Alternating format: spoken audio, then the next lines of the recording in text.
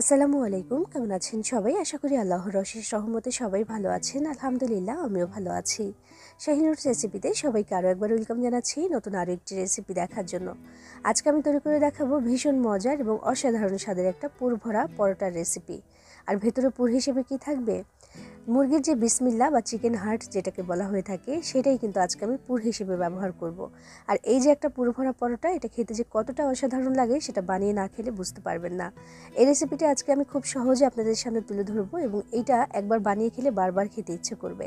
তো চলুন, ভীষণ মজার এই চিকেন হার্ট বা বিসমিল্লা দিয়ে আমি পরোটাটা কীভাবে বানিয়েছি দেখে নেওয়া যাক। আর আপনি আমার ভিডিওতে একটা লাইক করে চ্যানেলটি সাবস্ক্রাইব করে পাশেই থাকবেন আশা করছি। বিসমিল্লাহির রহমানির রহিম। আমি এখানে নিয়েছি 1.5 কেজি পরিমাণে মুরগির বিসমিল্লা বা চিকেন হার্ট। তো এগুলোকে কিন্তু আগে আমি পরিষ্কার করে নিয়েছি, মানে মাঝখান থেকে এটাকে কেটে নিয়েছি, তারপর ভালো করে ধুয়ে পানিটাকে ঝরিয়ে নিয়েছি।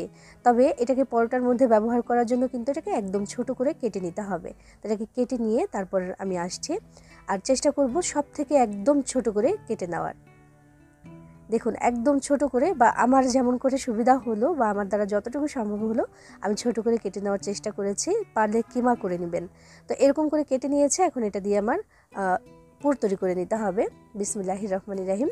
চুলে একটা প্যান বসিয়ে 1 টেবিল চামচ পরিমাণে তেল দিয়েছি। তেলটা একটু গরম হলে দিয়ে দিচ্ছি এখানে আমি 1.25 কাপ পরিমাণে পেঁয়াজ কুচি।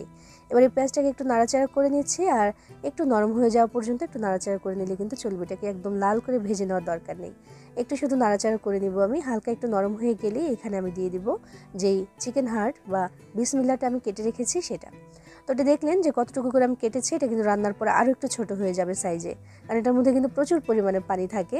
তো যত ভালো করে আপনি ধুয়ে এটাকে পানিটাকে ঝরিয়ে নেন না কেন, ভেতরেই কিন্তু পানিটা থাকে।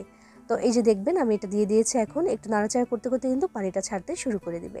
তো পেঁয়াজের সাথে এটা আমি প্রথমেই দিয়ে দিলাম, দিয়ে নেড়ে চেড়ে নিচ্ছি। তো এখন কিন্তু অনেকটাই লাগছে, একটু কমবে এটা, যেহেতু ভেতর থেকে পানিটা বের হয়ে আসবে। তো সেই জন্য চুলার আঁচটাকে মিডিয়ামে রেখে আমি নাড়াচাড়া করে নিচ্ছি। মাত্র 1.5 থেকে 2 মিনিট সময় একটু নাড়াচাড়া করতে করতেই কিন্তু পানিটা বের হতে শুরু করে দিয়েছে। এর মধ্যে এখন আমি দিয়ে দিলাম 1 চা চামচ পরিমাণে আদা বাটা আর 1 চা চামচ পরিমাণে রসুন বাটা। এগুলো এখনই দিয়ে দিলাম, কাঁচা গন্ধটা আর থাকবে না এভাবে করে একটু আগে থেকে দিয়ে দিলে। তো দেখতে পাচ্ছেন পানিটা কিন্তু ধীরে ধীরে ছাড়তে শুরু করেছে। আর ওই দেখুন, পানিটা কিন্তু অনেকটা পানি বের হয়ে এসেছে। আর পানির কালারটা সাদা হওয়ার কারণ হচ্ছে আদা রসুনের পেস্ট দিয়েছি আমি এখানে, সেই জন্য।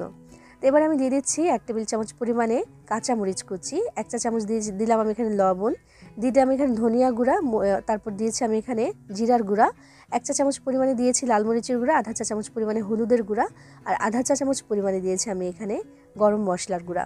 মানে মশলা বলতে যা যা থাকে সবসময় রেগুলার বাসায় বা মাংস রান্নার জন্য আমরা যে সকল মশলাগুলো ব্যবহার করি সেগুলোই কিন্তু এখানে আমি অল্প অল্প করে দিয়ে দিয়েছি। আর আস্ত যে ইয়েটা থাকে মানে গরম মশলা, সেটা কিন্তু আমি এখানে দিইনি, গরম মশলার গুঁড়োটা দিয়েছি। দিয়ে যে পানিটা ছিল এখানে, পানিটা যে বের হয়েছে সেটা দিয়ে কিন্তু কষিয়ে নিলাম আমি। দেখুন, পানিটা যখন এরকম শুকিয়ে যাবে, মানে এর থেকে যে পানিটা বের হয়েছে সেটা দিয়ে কিন্তু ভালো করে কষানো হয়ে গেছে। এবার পানিটা যখন শুকিয়ে গেছে তখন আমি এখানে দিয়ে দিচ্ছি 1 কাপ পরিমাণে পানি। এটা ভালো করে এটা সেদ্ধ হওয়ার জন্য আমি দিয়ে দিলাম। পানিটা দিয়ে একটু নাড়াচাড়া করে নিয়ে এবার এখানে দিয়ে দিতে হবে একটু পেঁয়াজ পাতা। তো সেটা কিন্তু অপশনাল, আমার ঘরে ছিল, হঠাৎ মনে হলো যে এটা একটু দিয়ে দিই। তো আমি এখন এখানে একটু পেঁয়াজ কলি দিয়ে দেবো। আসলে পেঁয়াজ কলি না, পেঁয়াজ পাতাটা দিয়ে দিচ্ছি আমি এখানে। এই যে আধা কাপের মতো হবে, আমি এখানে দিয়ে দিলাম। দিয়ে একটু নাড়াচাড়া করে দিচ্ছি, দিয়ে তারপর কিন্তু ঢাকনা দিয়ে ঢেকে রেখে দিতে হবে পানিটা শুকিয়ে যাওয়া পর্যন্ত। চুলার আঁচটাকে মিডিয়ামে রেখে তারপর আমি এটাকে জাল করে নিলাম। পানিটা শুকিয়ে গেছে, আমাদের পুরটা কিন্তু রেডি হয়েই গেছে, একদম শুকিয়ে গেছে দেখুন পানিটা। তো এখানে একটু স্পেশাল টাচ হচ্ছে ধনিয়া পাতা কুচি। আমি কিছুটা পরিমাণে ধনিয়া পাতা কুচি এখানে দিয়ে দিচ্ছি, দিয়ে একটু নাড়াচাড়া করে মিশিয়ে আমি চুলা থেকে এটাকে নামিয়ে নেব। আর পুরটা আমি আগেই রেডি করে নিলাম ময়দা মাখানোর আগে, কারণ পুরটা একটু ঠান্ডা হওয়ার ব্যাপার আছে। এই ধরনের পুরগুলো কিন্তু একটু ঠান্ডা করে তারপর ব্যবহার করতে হয়, নইলে কিন্তু ফেটে যায় বা বের হয়ে যায়। তো এই জন্য আমি আগে থেকে এটা রেডি করে ঠান্ডা হওয়ার জন্য রেখে দিচ্ছি। এবার আমি ময়দাটাকে মাখিয়ে নেব, এবং ময়দাটা কিন্তু রেস্টে রাখার প্রয়োজন হবে না, এই জন্যই পরে মাখাচ্ছি। তো এদিকে আমাদের এই যে পুরটা কিন্তু হয়ে গেছে, আমি চুলা থেকে নামিয়ে নিচ্ছি। আর এখানে একটা মিক্সিং বলে নিয়ে নিচ্ছি 2.5 কাপ পরিমাণে ময়দা। তো ময়দার পরিবর্তে আটা দিয়েও কিন্তু করতে পারেন চাইলে। এবার এখানে দিয়ে দিচ্ছি স্বাদ মতো লবণ, যার যার পছন্দ মতো বা স্বাদ অনুসারে দিয়ে দিতে পারেন। এবার আমি এখানে দিয়ে দিলাম 2 টেবিল চামচ পরিমাণে সয়াবিন তেল। হাত দিয়ে ভালো করে একটু মিশিয়ে নিলেই হবে। রেসিপিটি একেবারেই সহজ, তবে একদম ভিন্ন রকম। এইভাবে কিন্তু বানিয়ে না খেয়ে থাকলে একদিন একটু ট্রাই করতে পারেন, অনেক বেশি ভালো লাগবে আশা করছি। তো তো দেখুন একটু মিশিয়ে নিয়ে এবার অল্প অল্প করে পানি দিয়ে একটা ডো তৈরি করে নিতে হবে। এখানে নর্মাল পানি দিয়ে একটা ডো তৈরি করে নিচ্ছি আমি। তো ডোটা হবে একটু সফট করে কিন্তু এটাকে মাখিয়ে নিতে হবে। তো এখানে আমার মোট পানি লেগেছে প্রায় 1 কাপ থেকে একটু বেশি। তো পানিটা দিয়ে সুন্দর করে আমি এখানে মাখিয়ে নিচ্ছি। দেখুন একদম সফট করে সুন্দর একটা ডো কিন্তু এখানে আমি তৈরি করে নিচ্ছি, বা পরোটার জন্য যেমনটা হয় আর কি তেমন করে নিলেও কিন্তু চলবে। দেখুন একদম সফট হয়েছে। তো এটাকে আমি রেস্টে রাখবো না, প্রয়োজনও নেই রাখার। তো এখন আমি যেটা করছি, একটু লেচিগুলো কেটে নিচ্ছি একটু বড় বড় সাইজের। আর একটু বড় সাইজের একটা রুটি বেলে তারপর কিন্তু এটার মধ্যে পুরটাকে দিয়ে দিতে হবে। তো আমি এখানে লেচিগুলো কেটে নিচ্ছি, দেখি কয় ভাগ হয়। তো এখানে কিন্তু মাশাআল্লাহ 8টি ভাগ হয়েছে, মানে 8টি পরোটা হবে এখানে আড়াই কাপ পরিমাণে ময়দা দিয়ে। এবার আমি এখান থেকে একটা লেচি নিয়ে প্যারা শেপ দিয়ে দিচ্ছি। সবগুলো আগে প্যারা তৈরি করে নিব। সেক্ষেত্রে যেটা হবে যে ভাজার সময় বা বেলার সময় আর কি, বেলার সময় কিন্তু সুবিধা হয় অনেকটা। তো দেখুন আমি তৈরি করে নিয়েছি। এবার আমি একটা নিয়ে নিলাম, বাকিগুলোকে ঢাকনা দিয়ে ঢেকে রাখবো যেন বাতাস লেগে ড্রাই হতে না পারে। এবার কিছুটা পরিমাণে ময়দা ছিটিয়ে দিয়ে একটা রুটি বেলে নিচ্ছি আমি একটু বড় সাইজে। একটু বড় বলতে নর্মাল যে পরোটা বা রুটি আমরা বেলি তার থেকে একটু বড় হবে, খুব বেশি বড়ও না। আমি দেখিয়ে দিচ্ছি। ঠিকঠাক মতো মাখিয়ে নিতে পারলে কিন্তু সুন্দর করে তাড়াতাড়ি করে বেলেও নেওয়া যায়, ঝামেলা হয় না বেলার সময়। দেখুন একদম সহজে একটা রুটি কিন্তু আমি বেলে নিয়েছি এখানে। এবার এর মধ্যে দিতে হবে যেই পুরটা আমি নিয়েছিলাম, মানে বানিয়েছিলাম, সেটা কিন্তু একদম ঠান্ডা হয়ে গেছে। সেটা আমি দিয়ে দিচ্ছি কিছুটা পরিমাণে। 8টি ভাগে ভাগ করেছিলাম তো, মানে এই যে ময়দার যে লেচি হয়েছে সেটা আর কি। তো পুরটাকেও চাইলে কিন্তু সেই কয়টি ভাগে ভাগ করে নিলে সুন্দর হয়, মানে সবগুলো ভাগে একই মাপে আর কি পড়বে। তো আমি একটা এখানে দিয়ে দিলাম, দিয়ে মানে এক ভাগ এখানে দিয়ে দিলাম। যদি আমি ভাগ করে নিয়ে নিই, পরবর্তীতে আমি ভাগ করে নিব যেন সমান ভাগে দেওয়া যায়। তো আমি দিয়ে দিলাম আন্দাজ মতো এখানে কিছুটা দিয়ে এরকম করে মাঝখানটাতে একটু চারকোনা করে দিয়েছে।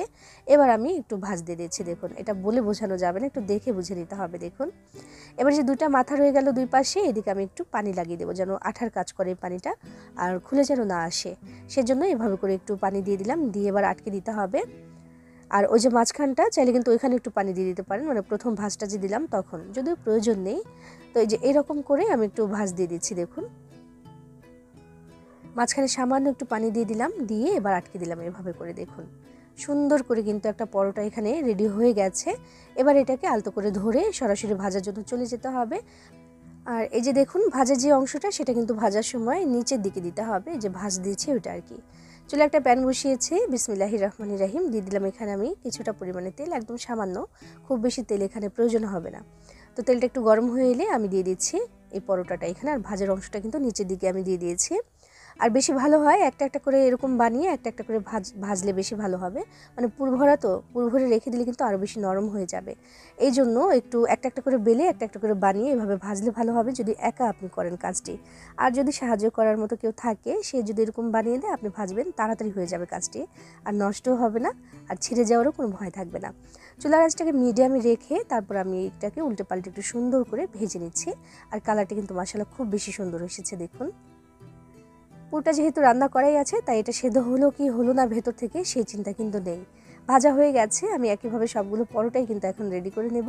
তো একটা একটু কেটে তারপর দেখাচ্ছি যে ভেতরটা কেমন হলো। দেখুন একদম পকেটের মতো হয়ে গেছে ভেতরটা, আর দেখতে অনেকটা সুন্দর হয়েছে আর লোভনীয় হয়েছে মাশাআল্লাহ।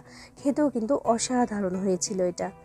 দেখুন কতটা সুন্দর হয়েছে। তো আমি আবার একটু টুকরো টুকরো করে নিচ্ছি এটাকে, মোগলাইয়ের মতো। তো দেখতে মোগলাইয়ের মতো লাগছে উপর থেকে। এভাবে কিন্তু বানিয়ে খেয়ে দেখতে পারেন, এটা কিন্তু সত্যি অসাধারণ হয়। ভিতরে যে শুধু এই বিসমিল্লাটাই দিতে হবে এমন কোনো কথা নেই, আসলে যে কোনো কিছুই আপনি দিতে পারেন, কিমাও দিতে পারেন।